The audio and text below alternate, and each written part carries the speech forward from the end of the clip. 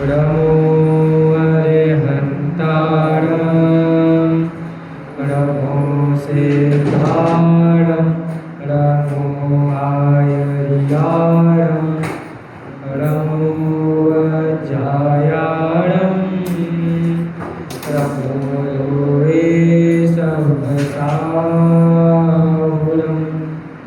अर्वासिद्धायर्या उज्जाया साहु पंच परमेठी तेजु चित्थै आदे तम्मादाहुने शरणं अरिहंत सिद्ध साहु तेरे अमजड़ धम्म वैण परिबाहु जेण निलयाय डराए रव देवादिन तुम्हें पूरी। ग्रंथ का मतलब है निज स्वरूप को परम रस जामे भरो अपार वंदो परमानंद में समय सारे अभिकार कुंद कुंद मोहि चांद अमृत चंद मुनि आत्मरसी पानारसी वंदो पद अरवे। मुनिराज का मंगलाचरण पेज नंबर 5 में दिया है।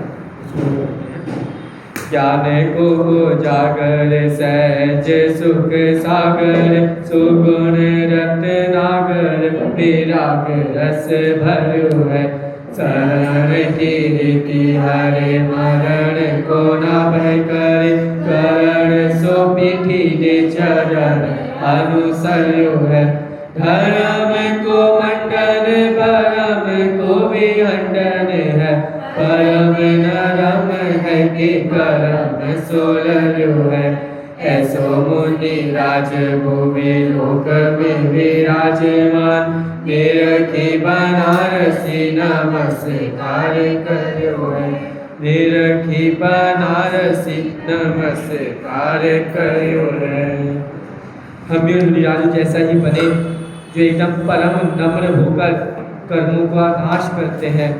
दुनिया में मुनिराज ही ऐसे हैं जो ना किसी से राग करते हैं ना किसी से द्वेष करते हैं, उसी का फल उनको वीतरागता मिलती है।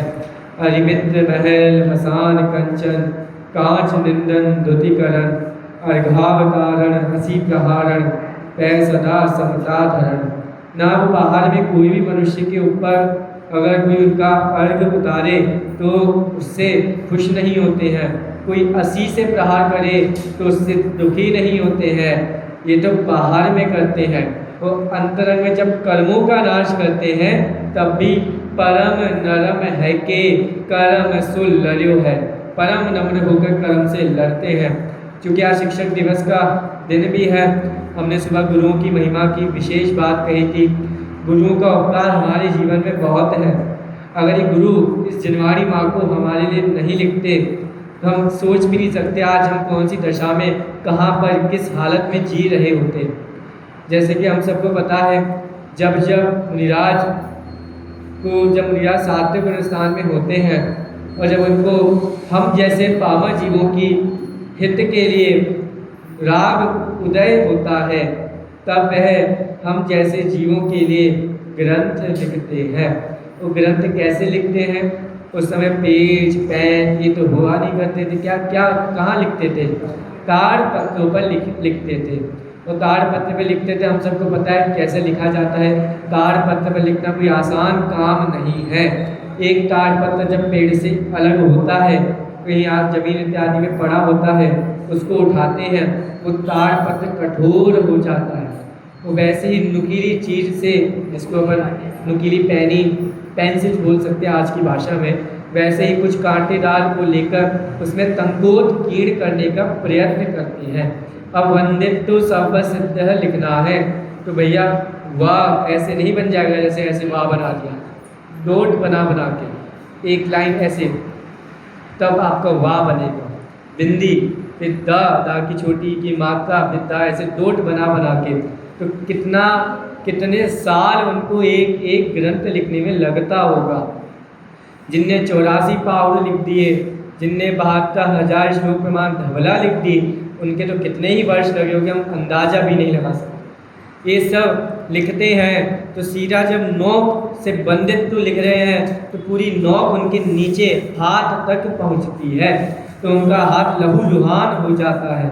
लेकिन उसकी चिंता नहीं है उन्हें तो हम जैसे पामर जीवों के हित की चिंता है कि भविष्य में सब भव्य हैं, भव्य जीव पैदा होंगे, वो जिनवाणी का मार्ग ना भूलें, ये सच्चा मार्ग ना भूलें। इसलिए मैं लिखता हूँ, जितना खून बहना है बह जाए, ये खून मेरा नहीं है, ये शरीर मेरा नहीं है, लेकिन ये बात मेरी है, ये जो कल्याण के मार्ग है वो मेरा है। नदी बहुत बहती हैं, आजकल नदियों में बाढ़ भी बहुत आ रही है, दिल्ली में यमुना नदी में बाढ़ आ रही है, सब जगह आ रही है, बारिश का मौसम है। तो नदी किसके लिए होती है? नदी सबके लिए नहीं होती। जो प्यासा है नदी सिर्फ उसके लिए होती है। ऐसे ही मार्ग सबका नहीं होता, जो मार्ग को अपना मानता है मार्ग उसका होता है। अगर हम सबके लिए कहेंगे तो ऐसा नहीं है, अगर सबके लिए होता तो सबका कल्याण होना चाहिए था, लेकिन किन्हीं किन्हीं का कल्याण होता है, किन्हीं किन्हीं का नहीं होता है। इसलिए मार्ग सबका नहीं होता, मार्ग में जो अपनत्व करता है मार्ग उसका होता है। उन्हीं महापुरुषों में आचार्य कुंदकुल स्वामी, जिनके 84 पाहुर ग्रंथ में से कुछ उपलब्ध ग्रंथ हमारे पास हैं, और उनके माध्यम से हमें पता लगता है कुंदकुल आचार्य का क्या व्यक्तित्व था। स्पेशली समय सार के माध्यम से पता लगता है कुंदकुल आचार्य क्या सोचते थे, क्या अनुभव करते थे। उन्होंने उस बात को, जो उनके अनुभव में बात आई, उसको लिखा। इसलिए उन्होंने लिखा, मैं अपने अनुभव से तमे यत्तम दाहे हम अपणो सभी हमेण जदिदायच पमाणम चुकेज छलम न गेतव्यम, चूक जाऊं तो छल ग्रहण मत करना। ऐसी उनकी पवित्र भावना है। उसी समय सार को जन जन समझे, उसके लिए अमृतचंद्र आचार्य, जयसेन आचार्य, शुभचंद्र आचार्य, बहुत से आचार्यों ने टीकाएँ लिखी हैं। उन्हीं टीका के अंतर्गत उनका भावानुवाद क्या है, इसके लिए नाटक से मिसाल पंडित बनारसी दास जी ने लिखा है। हमने चूंकि पूर्व दिनों में बनारसी दास जी की विस्तृत चर्चा की है, पंडित बनारसी दास जी का व्यक्तित्व और उनका कर्तृत्व कैसा था। अब हम उनके जो ग्रंथ हैं, जिसमें से हमने कल नाममाला, आद्य कथानक, इनका संक्षिप्त परिचय देखा और नाटक समिसार का थोड़ा सा परिचय देखा था उन्हीं की भाषा में। उन्होंने अपने ग्रंथों का क्या परिचय दिया है, हम उन्हीं की भाषा में उनके मुख से ही समझते हैं कि वास्तव में क्या है। हाँ, अर्ध कथानक उन्होंने खुद लिखा है। उनके 55 वर्ष की आयु पूरी हो गई। उन्होंने सोचा, मेरा जीवन ऐसे कितनी विषम परिस्थितियों में गया है और आने वाले समय में बहुत सारे जीवों के साथ ऐसी सिचुएशंस हो सकती है, इससे भी बदतर हालत हो सकती है। जैसे मैंने धैर्य धारण करके रखा है, वैसे ही आने वाली पीढ़ी भी धैर्य धारण करके रखे। ये अर्थ कथानक में मैंने आपको पहले भी बताया था, सिर्फ उनकी आत्मकथा नहीं है। उन्होंने बीच बीच में प्रसंगों के द्वारा जैन सिद्धांतों का जीवन में कैसे प्रयोग करना है, इसका मार्ग भी उन्होंने लिखा है। पूरा विस्तृत वर्णन उन्होंने अपने बारे में लिखा है। इसका किंचित किंचित भाग, लगभग 80% मैंने आपको बताने का प्रयत्न किया है। बाकी 20% जानने की अगर हमारे अंतरंग में जिज्ञासा हो तो अर्थ कथानक का अध्ययन अवश्य ही करना चाहिए। निकाली प्रस्तावना का पेज नंबर 13। उनके बहुत सारे ग्रंथ हैं, जिसमें से नाममाला हमने देखा था, महाकवि धनंजय की नाममाला भी मौजूद है, और उसी नाममाला का आधार लेकर उन्होंने नाटक से नाममाला जो उनका हिंदी का है उसकी रचना की है। उसके बाद अर्थ कथानक का मैंने भी आपको परिचय बताया ही। अब आता है बनारसी विलास, चूँकि उनके अनेक अनेक इत्यादि भजन थे, उन सबको एक संग्रहित करके बनारसी विलास नाम की पुस्तक बनाई गई है। फिर उनका प्रसिद्ध ग्रंथ नाटक समेसार। नाटक समेसार नाटक के रूप में लिखा जाना चाहिए था, जैसे हम सब नाटक देखते हैं ना, अभी देखने वाले एक नाटक भी है ना।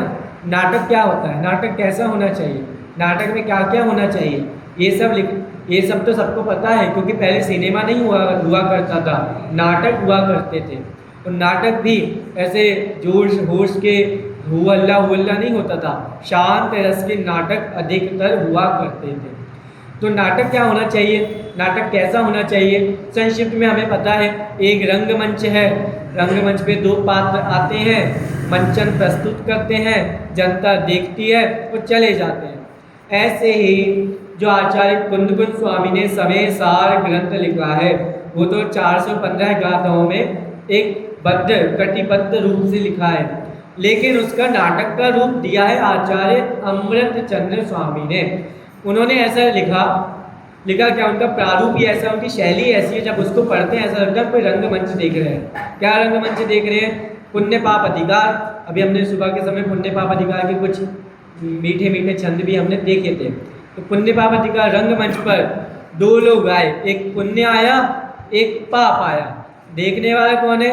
देखने वाला जीव है, जीव देख रहा है, एक पुण्य बन के आ रहा है, एक पाप बन के आ रहा है। अब ये दोनों कह रहे हैं हम दोनों अलग अलग हैं। जीव इनको पहचान लेगा सिद्धांत से, तर्क से कि दोनों अलग अलग नहीं है, दोनों एक है। इनके भेष अलग अलग नहीं है, एक ही भेष वाले हैं, दो बनकर आए हैं। अभी वो पुण्य पाप को अलग अलग जानते हैं। पुण्य पाप जाता है, फिर आश्रम एंट्री करता है, ऐसी आश्रम मेरा नहीं है, ऐसा भिन्न बताते हैं, फिर आश्रम जाता है, फिर बंद एंट्री करता है। ऐसा उन्होंने प्रारूप नाटक कर दिया। उसी नाटक का आधार लेकर, कौन सा नाटक? आत्मख्याति। पांडे राजमल जी ने कलश टीका लिखी, और उस कलश टीका के आधार से किसने लिखा नाटक? समीक्षा पंडित बनारसी दास जी। ठीक है, देखते हैं उन्हीं के भाषा में वो क्या परिचय दे रहे अपने ग्रंथ का। पेज नंबर 13, हमने कल इन पंक्तियों को देखा था, पुनः इसे पढ़ते हैं। अब यह बात कहूँ है जैसे नाटक भाषा भयो सु ऐसे, कुंद कुंद मूल मूल उधरता, अमृत चंद्र की काके करता। सब सिंपल है, वो मैंने कल आपको चुकी अर्थ बता दिया था। अरे हाँ, इधर आप चलो, हमने कल इनके 3 चंदों के अर्थ देख लिए थे। इन्होंने पूरा जो मैंने अभी आपको पहले कहानी बताई वही उन्होंने अपनी भाषा में लिखी है। फिर से एक बार देख लीजिए सभी। अब यह हाँ, पेज नंबर प्रस्तावना का 13 निकालना है, ग्रंथ का 13 पेज नंबर नहीं निकालना है। अब यह बात कहूँ है जैसे नाटक भाषा भयो सु ऐसे, कुंद कुंद मुनि मूल उधरता, अमृत चंद्र की काके करता। समय सारे नाटक सुखदानी, टीका सहित संस्कृत वाणी, पंडित पढ़े सुदृढ़ मति बूझे, अल्प मति को अर्थ न सूझे। पांडे राजमल जिन धर्मी, समय सारे नाटक के मर्मी, तिन ग्रंथ की टीका कीनी, बाल बोध सुगम्य कर दीनी। क्योंकि जिस समय पांडे राजमल जी ने कलश टीका लिखी थी, आपको क्या लगता है कौन सी भाषा में लिखी होगी? उस समय कौन सी भाषा चलती होगी? क्योंकि उन्होंने अमृतचंद्र आचार्य के संस्कृत कलशों के आधार से टीका लिखी। अमृतचंद्र आचार्य के गद्य को नहीं लिया, सिर्फ संस्कृत कलश लिए, उसके आधार से टीका लिखी। अब उन्होंने लिख दी, लेकिन कौन सी भाषा में लिखी? तो उस समय ऐसा कहा जाता है हिंदी भाषा अधिकतर प्रचलन में नहीं आई थी, क्योंकि पहले अपभ्रंश भाषा थी, उसका बाद में बहुत बाद में हिंदी भाषा परिवर्तित हुई है उन्हीं के शब्दों से। जैसे अपन बोलते हैं कभी ताश खेलते इक्की दुक्की, ये सब अपभ्रंश की भाषा, अपभ्रंश के शब्द हैं। ये बाद में 1 2 3 ऐसे शब्द बने। तो जब उन्होंने भाषा लिखी, जो टीका लिखी, उस समय भाषा जो गद्य था, गद्य आया ही नहीं था हमारे भारत में, सिर्फ पद्य चलता था। तो एक तरह से हिंदी गद्य के फाउंडर हैं पांडे राजमल जी, जिन्होंने कलश टीका लिखी, उसका प्रमाण। उन्हीं का एक बहुत प्रसिद्ध ग्रंथ और है, क्या नाम है उसका? पंचाध्यायी।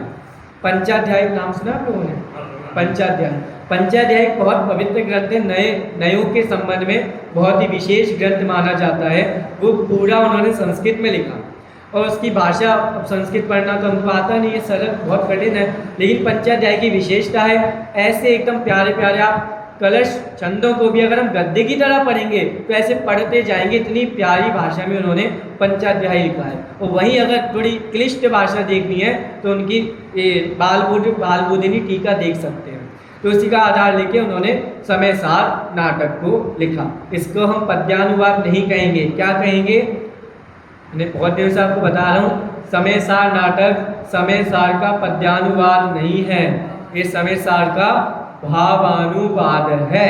क्योंकि बनारसी दास जी ने एक एक कलश का पद्यानुवाद नहीं किया, उनको जो कलश पसंद आया, जिस पे वो रीझ गए, उसके ऊपर 20-20 छंद लिख दिए, किसी पर एक लिखा, किसी पे 2 लिख दिए, किसी पे लिखा ही नहीं, ऐसा उन्होंने इसमें किया है। चलिए, ये तो हमने कल देख लिया था विषय। अब अगले पेज पलटिए, अगली पंक्तियाँ पढ़ते हैं। नगरे आगरे माहि विख्याता, कारण पाई भये बहु ज्ञाता, पंच पुरुष अति निपुण प्रवीण, निस दिन ज्ञान कथा रस बीने।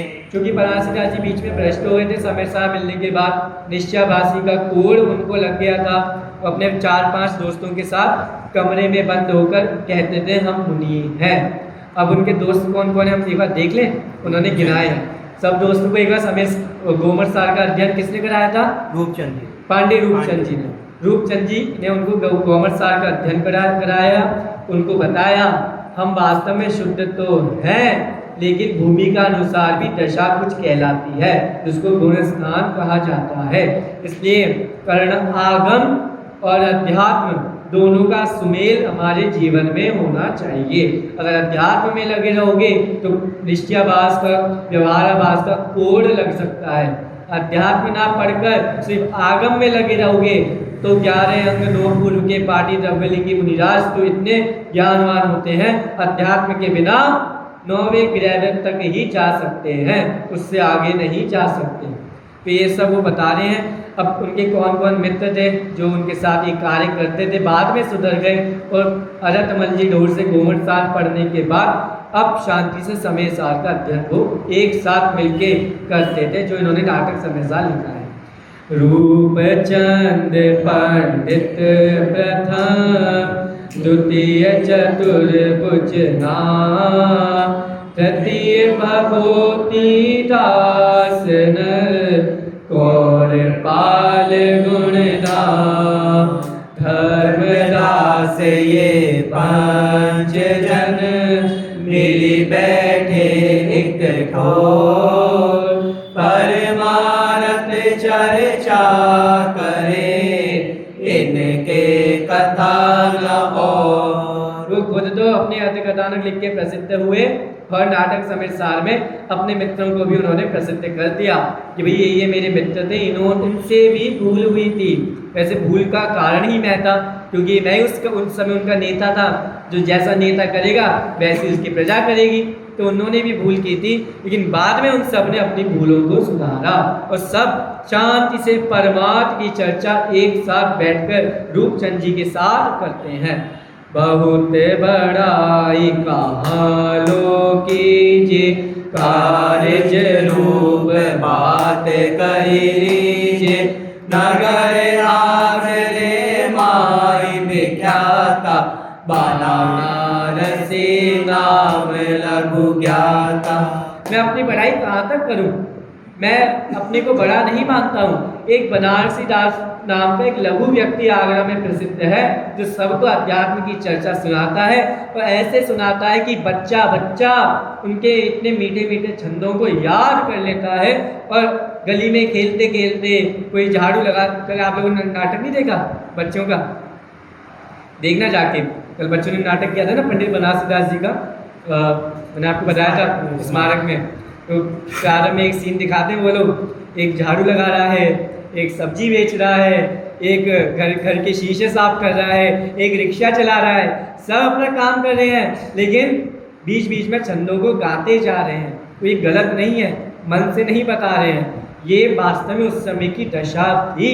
और ऐसी दशा को देखकर ही लोग विरोध करने के लिए आए थे उनके पास।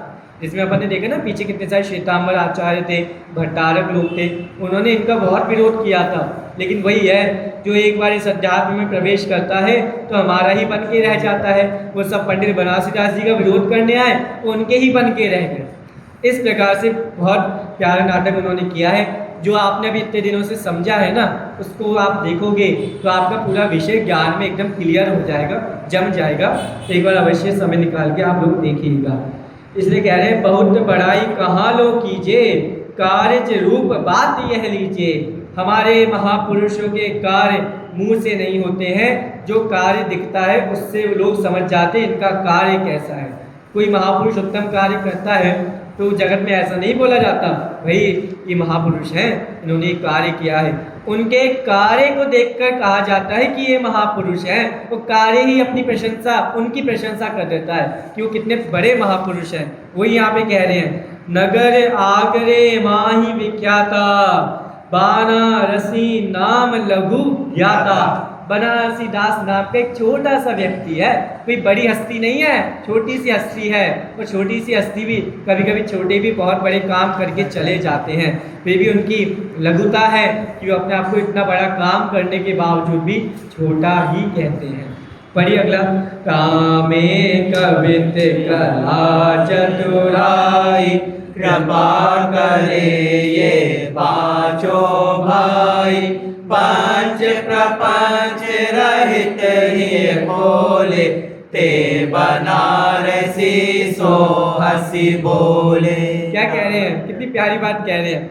भैया मेरे में बस कुछ नहीं है, मेरे पास पैसा नहीं है, मेरे पास बंगला नहीं है, मेरे पास कोई इज्जत नहीं है, सिर्फ एक कविता करने की चतुराई, एक कला मेरे पास है, जिसका प्रयोग पहले मैंने गलत किया था, अब सही मार्ग में किया है, तो उसका फल मेरे को दिख रहा है कि मेरे में जो गुण है, वास्तव में जिसके पास जो गुण है, उन गुणों का उपयोग सही मार्ग में लगाएं, तभी वो गुण प्रशंसनीय है, सराहनीय है, शोभनीय है। अगर वही गुण गलत कार्य में लगते हैं तो प्रशंसनीय नहीं है। तो वही कह रहे हैं, तामे कवित्त कला चतुराई, कृपा करे ये पांचों भाई। कौन पांचों भाई? अच्छा, बनारसीदास जी के दोस्त। हाँ, भाई मतलब उनके कोई भाई बंधु नहीं था, नाम बताए। हाँ, उन्होंने जो 5 नाम बताए वही उनके 5 दोस्त हैं, जो उनके अंतिम समय तक उनके साथ रहे। उन्होंने ही उनकी बात बनारसीदास जी ने उनको सिखाई, उनने जगह जगह जाके सिखाई। तो वही उनके 5 दोस्त हैं। पंच प्रपंच रहित ही खोले। क्या है पंच प्रपंच? कौन? प्रपंच 5 प्रकार के होते हैं, ऐसा बताना चाहते हैं। देखो वो कह रहे हैं, जो मेरे मित्र हैं ना, वो दगाबाज नहीं है। वो मित्र कैसे होते हैं, वो मित्र बता रहे, प्रपंच, पंच प्रपंच रहित, पंच फिर कोमा प्रपंच रहित।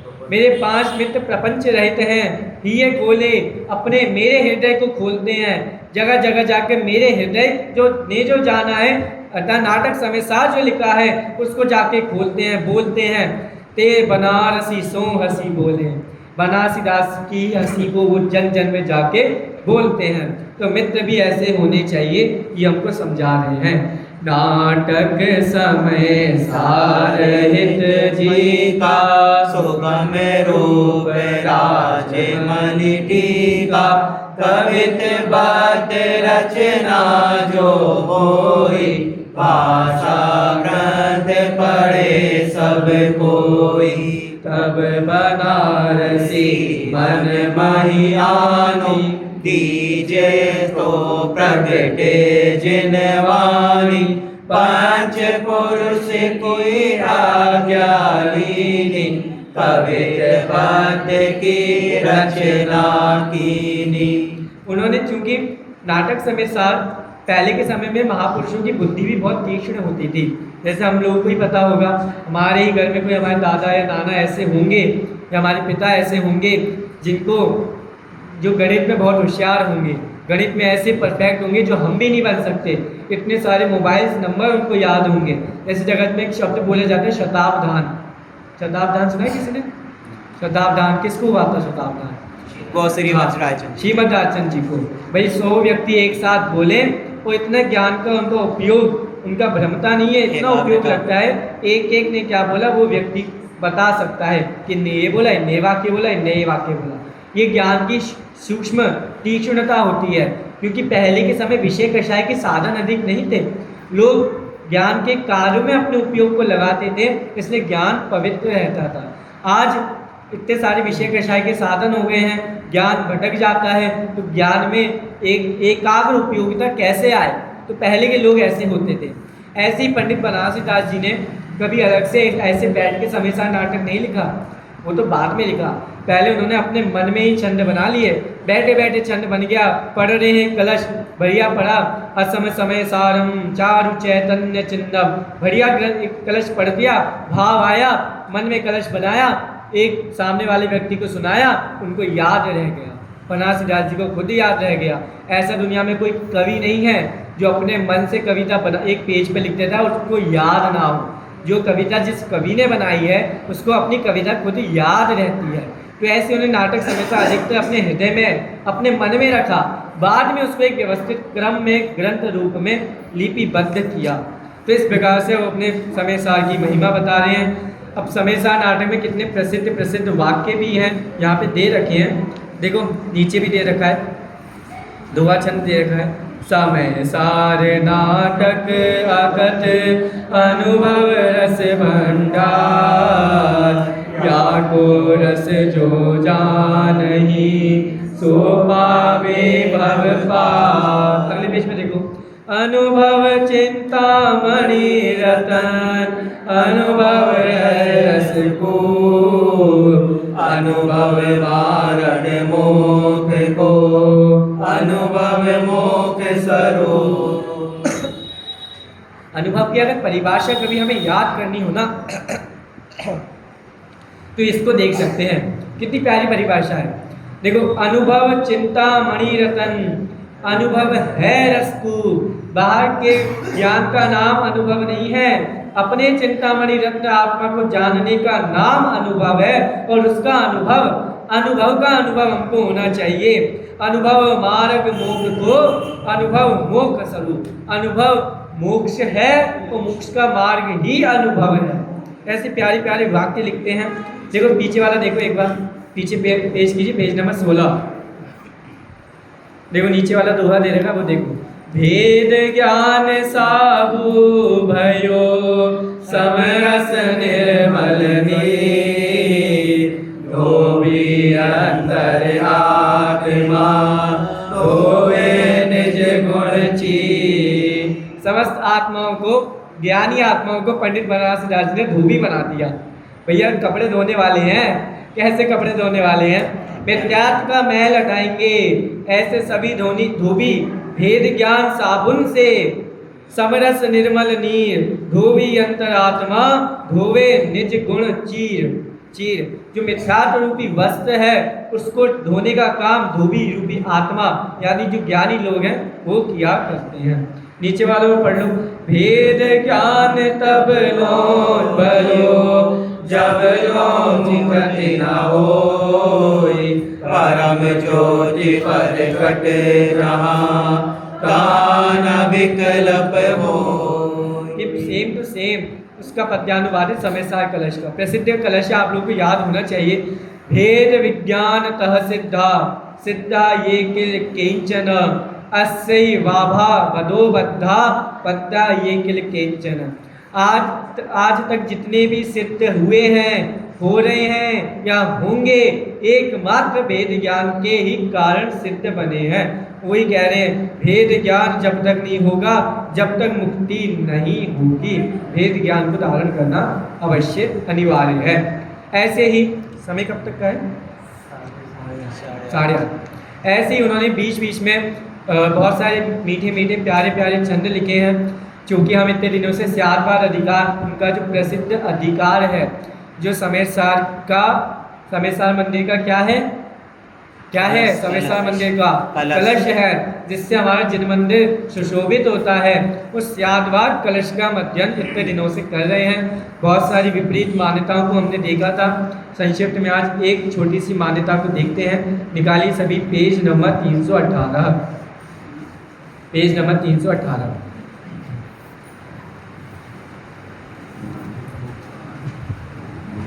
सिंपल सरल सी मान्यता को देखते हैं आज, क्योंकि जो कठिन मान्यताएं थी वो मैंने आपको पहले बता दी हैं। अब सारी मान्यताएं सरल सरल हैं। जितने भी पक्ष अदालत में आए थे सभी पक्षों ने अपनी अपनी बात कही। ये एकमात्र स्यादवाद की शरण है। स्यादवाद तो अनंत उपकार है जो हमको बचाए रखता है। इस स्यादवाद का खंडन करने वाले बहुत लोग आए, लेकिन एक भी हस्ती आज तक ऐसी पैदा नहीं हो पाई जो इस स्यादवाद का खंडन करके दिखा सके। देखो यहाँ से जो पेज नंबर 319 पे जो ये मान्यता है 9 नंबर की, 9 और 10, एक पक्ष यह है कि देह का नाश होते ही जीव का नाश हो जाता है। शरीर की उत्पत्ति होने पर जीव की उत्पत्ति होती है। ऐसा कहने वाले हमें दिखते हैं क्या जगत में? हमने तो आज तक देखा नहीं है। अच्छा, मैंने आपको भारतीय 9 दर्शनों के नाम बताए थे, याद है? किसी को याद हुई क्या? अच्छा, उनके 2 बंटवारे किए थे, कौन कौन से? आगे पाठ पीछे सपाट। आप लोगों ने लिखे भी तो थे। आस्तिक दर्शन और नास्तिक दर्शन। तो आस्तिक दर्शन में कितने आते हैं? 3। ठीक है, जैन बौद्ध चार्वाक। और नास्तिक दर्शन में 6, सांख्य वैशेषिक नैयायिक वेदांत न्याय इत्यादि इत्यादि। तो ये सब हमने आज तक वैशेषिक का नाम ही नहीं सुना। वैशेषिक धर्म वाले हैं, सांख्य धर्म वाले हैं, नैयायिक धर्म वाले हैं। कहाँ रहते हैं? कौन से अमेरिका में रहते हैं? कौन से अमेजोन के जंगलों में रहते हैं? हमने तो आज तक सुने ही नहीं है। तो ये सुने भी नहीं जा सकते। पहले इनके बहुत बड़े बड़े पहले के समय गढ़ हुआ करते थे, लेकिन आज के समय में ये हमारे घरों में घुस गए हैं, जीवों के घरों में घुस गए हैं। हमारे आधार कार्ड पे लिखा है जैन है, लेकिन हमारे अंतरंग में उनकी मान्यताएं घुस गई हैं। तो उन मान्यताओं को निकालने के लिए आचार्य समंतबद्ध अकलन देव विद्यानंदी जैसे आचार्यों ने प्रयास करके एक नए विषय को जन्म दिया, जिसका नाम रखा उन्होंने जैन न्याय। सब जगह न्याय चल रहा था, लेकिन जैनों के पास अपना न्याय नहीं है। इनके घर में जो मान्यताएं हैं वो हमारे घर में ना आ जाए, उसको बचाने के लिए, अपने किले को बचाने के लिए उन्होंने जैन न्याय का निर्माण किया और जैन न्याय को जन जन को समझाया। उन्हीं में एक पक्ष आता है कि भाई देह का नाश होते ही जीव का नाश हो जाएगा। ये तो हमने वो चैडाला की दूसरी ढाल में भी लिखा है ना, पंक्तियाँ। तन उपजत अपनी उपज जान, तन नशत आपको नाशवान। तन को उपजते हैं तो मेरा जन्म हुआ, नाश हुआ तो मेरा नाश हो गया। अनादिकालीन जीव अजीव तत्व संबंधी भूल भी इसमें घुस रही है। अब देखो पक्ष तो कह रहा है, कौन पक्ष है? चार्वाक मत है। चार्वाक मत ऐसा कहता है कि ये जीव 5 महाभूतों से निकला है और कुछ समय के लिए इसको ये क्षण मिला है, इस प्रत्यक्ष प्रमाण को वो स्वीकार करता है और बाद में कुछ भी नहीं है। यावत जीवेत सुखम जीवेत, ऋणम घृत्वा घृतम पीबेत, भस्मीभूतस्य देहस्य पुनरागमनम कुतः। पुनः आगमन नहीं है, इसलिए इस भव में जितना जी सकते हो मजे से जियो। अगर पैसा नहीं है उधार ले लेके जियो, लेकिन जियो, मजे करो। जिंदगी बहुत दुर्लभ है, जिंदगी टूंकी है, जंजाल लांबा है, इसलिए जिंदगी को जितना मजे से जीना है जियो। ऐसी कहने वाले आज की नवीन युवा पीढ़ी भी ऐसे ही पैदा हो रही है। तो चारवाक मत ऐसा कहता है।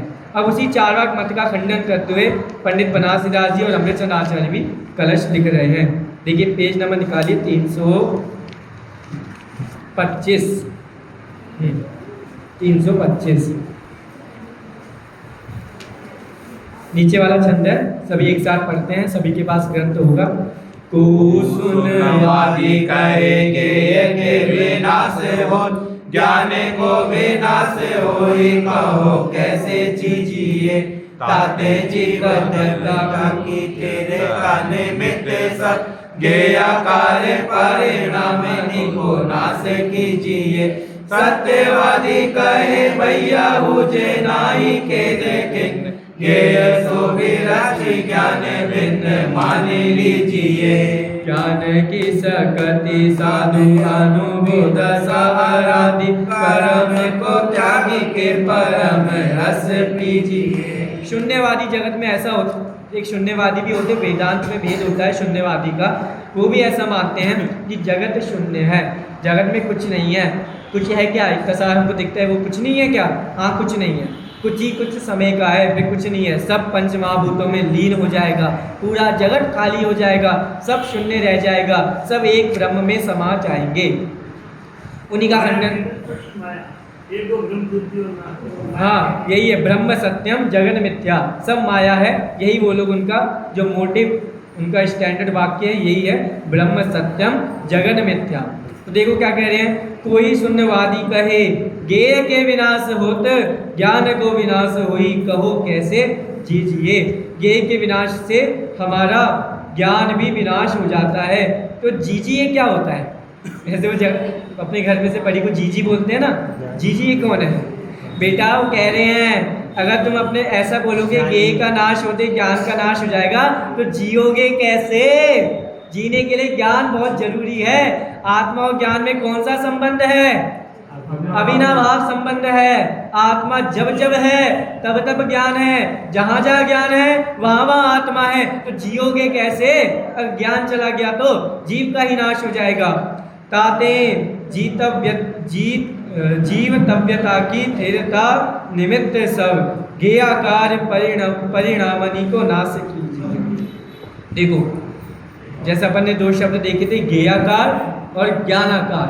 ज्ञेय आ रहे हैं और हम उसको ज्ञेय ज्ञान का ही कह रहे हैं, क्योंकि जगत में यही बोला जाता है मैंने कुछ जाना, तो ये थोड़े ना बोलेंगे मेरे को ज्ञान हुआ। मैं कानपुर आया, मैं ये थोड़ी ना बोलूँगा कि मेरे को ज्ञान हुआ। ये किसका ज्ञान हुआ? कानपुर आया तो कानपुर शहर का ज्ञान हुआ, किदवई नगर आया तो किदवई नगर शहर का ज्ञान हुआ, ये जिन मंदिर आया इस जिन मंदिर का ज्ञान हुआ। तो कहा तो ज्ञेयों के आधार से ही जाएगा कि ज्ञान हुआ, लेकिन ये नहीं बोला जाएगा कि ज्ञान हुआ, क्योंकि आजकल हमारी भाषा ही ऐसी परिवर्तित हो गई है। इसलिए ज्ञान को मुख्य रखो, ज्ञेय तो झलकेगा ही झलकेगा। सत्यवादी कहे भैया बूझी नाई खेद खिन्न, सत्यवादी कहेंगे खेद खिन्न मत हो, ज्ञेय को विरची ज्ञान भिन्न मानी लीजिए। हम सत्यवादी के पास सबसे बड़ा शस्त्र है कौन सा? अत्यंता भाव का। चार भाव अभाव होते हैं ना, प्राग भाव, तद्वंसा भाव, अत्यंता भाव, अन्योन्या भाव। ज्ञान और ज्ञेयों में अत्यंता भाव है, वज्र की दीवार है, आज तक इस दीवार को कोई तोड़ नहीं सका है। तो इस प्रकार से उन्होंने मान्यता लिखी है। अगली पंक्ति में देख लीजिए पीछे, ज्ञान की सकति साधी अनुभव दशा आराधी। ज्ञान की शक्ति से एक बार अनुभव की दशा को धारण करके देखो, आराधना करके देखो, कर्म का त्याग करके देखो, तो परम रस पीजिए। ऐसा वो इस प्रकार से कह रहे हैं। अगला जो उन्होंने पक्ष लिखा कि ये तो उन्होंने लिखा ज्ञेय के विनाश होने से हमारा भी विनाश हो गया। अब लिख रहे हैं ज्ञेय की उत्पत्ति होने से हमारी ही उत्पत्ति होती है, उसका खंडन भी कहते हैं। वो अपन कल के व्याख्यान के माध्यम से देखेंगे। आप एक अच्छा इसको पढ़े देने का, ठीक है। कोई शून्यवादी अर्थात नास्तिक कहते हैं ज्ञेय का नाश होने से ज्ञान का नाश होना संभव है और ज्ञान जीव का स्वरूप है, इसलिए ज्ञान का नाश होने से जीव का नाश होना स्पष्ट है। तो फिर ऐसी दशा में क्यों कर जीवन रह सकता है? अतः जीव की नित्यता के लिए ज्ञान में ज्ञेयाकार परिणमन का अभाव मानना चाहिए। ज्ञान में ज्ञेय आएंगे, ज्ञान का स्वभाव है, ज्ञान कभी ज्ञेयों से खाली नहीं होता है, ये उसका स्वभाव है। दो उदाहरण भी आपको मैंने दिए थे। इस पर सत्यवादी ज्ञानी कहते हैं कि हे भाई तुम व्याकुल मत हो, ज्ञेय से उदासीन होकर ज्ञान को उससे पृथक मानो तथा ज्ञान की ज्ञायक शक्ति सिद्ध करके अनुभव का अभ्यास करो और कर्म बंधन से मुक्त होकर परमानंदमय अमृत रस का पान करो। ऐसी भावना पंडित बनारसीदास जी उस यादवर अधिकार के माध्यम से बारंबार जीव को बता रहे हैं। देखिए जब उन्होंने नाटक समय साल लिखा है, बारंबार बड़े लोगों की आदत होती है कि वो बड़े से बड़ा कार्य करें तब भी अपने आप को बड़ा नहीं मानते, क्योंकि हमारी हैसियत सर्वज्ञ परमात्मा के सामने क्या है, उन दिगंबर आचार्यों के सामने क्या है? कुछ भी नहीं है। वास्तव में कार्य तो उन्होंने किया है, हम तो उनके दासानुदास हैं, है ना। तो उसी अपनी लघुता का वो एक वर्णन कर रहे हैं। उस अंतिम छंद को देख लीजिए, पेज नंबर निकालो 11।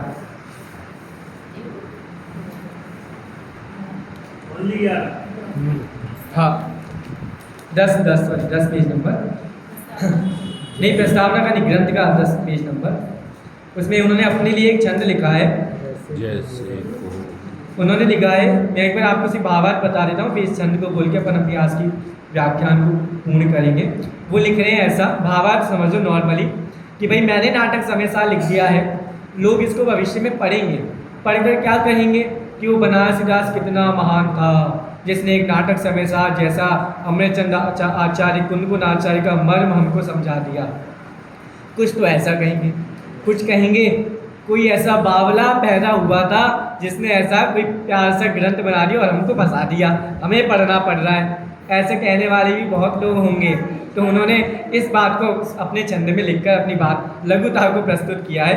पढ़िए। जैसे को मूरख महासमुद्र तीरे में को भुजानी सो उद्यत भयो है तजी नावरो, जैसे गिरे ऊपर बिरख फल तोरे वे को बावर पुरुष को कुम के उतावरो, जैसे जल कुंड में निरखे शशि प्रतिबिंब ताके गई फेंको कर नीचो करे टावरो, ऐसे मैं अलप बुद्धि नाटक आरंभ तीनों बुनी मोही हंसेंगे कहेंगे कोई बाबरो, गुणी मोही हंसेंगे कहेंगे तो बाबरो।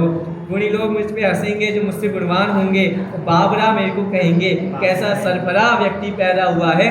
और वास्तव में जो सरफरे होते हैं वही इतिहास रचते हैं, ये तो परम सत्य है। सामान्य लोग इतिहास नहीं रचते हैं, सामान्य लोग बड़े नहीं बनते हैं, जो अलग सोचते हैं दुनिया से वही बड़े बनते हैं। उन्होंने जो उदाहरण दिए होंगे, ऐसा मैं मानता हूँ सबको समझ में आ गया होगा, कुछ आपको वक्तामर में भी ऐसे उदाहरण मिल जाएंगे। इस प्रकार से हम पंडित बनारसीदास जी जैसा तो नहीं बन सकते, लेकिन हम इतना तो कर सकते कि उन्होंने जो किया है, जो लिखकर हमको दिया है, उसका अध्ययन करके वो जिस मर्म तक पहुँचे उस मर्म तक हम भी पहुँचे, ऐसा प्रयास करेंगे तो अवश्य ही हमारे 10 दक्षिण पर्व सार्थक होंगे। रामायणी।